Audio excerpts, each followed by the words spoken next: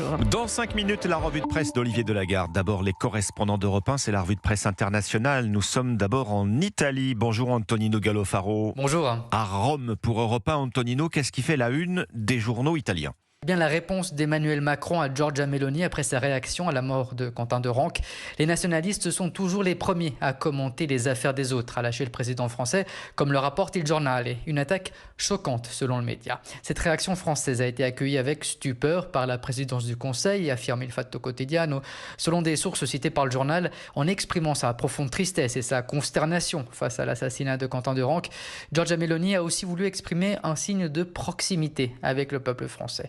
Mais derrière ces paroles, il y a bien plus, selon Rai News.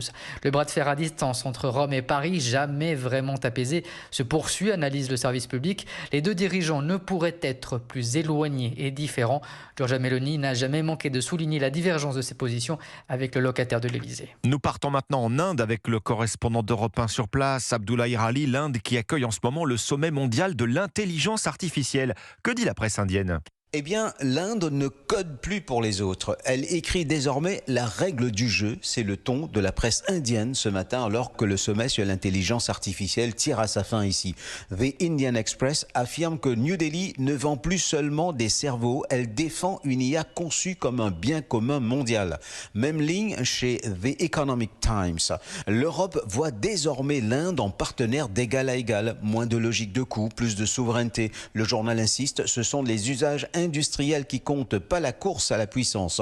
Enfin, pour The Hindu, la présence de 26 pays européens au sommet de l'IA constitue un véritable vote de confiance envers l'Inde. Le quotidien est d'avis que l'Inde n'importe plus l'intelligence, elle conçoit désormais son architecture.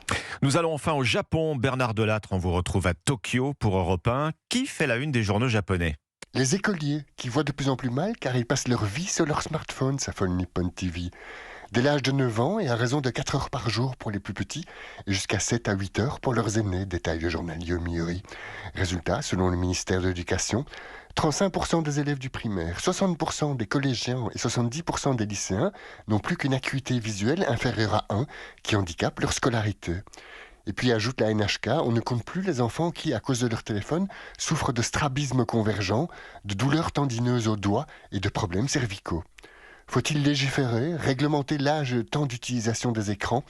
Le quotidien nationaliste Sankei s'y oppose. À ses yeux, le Japon ne doit pas forcément singer ce qui se fait à l'étranger. Tout cela doit se décider en famille et non en haut lieu. Bernard Delattre à Tokyo pour Europe 1. C'était votre revue de presse internationale sur Europe 1.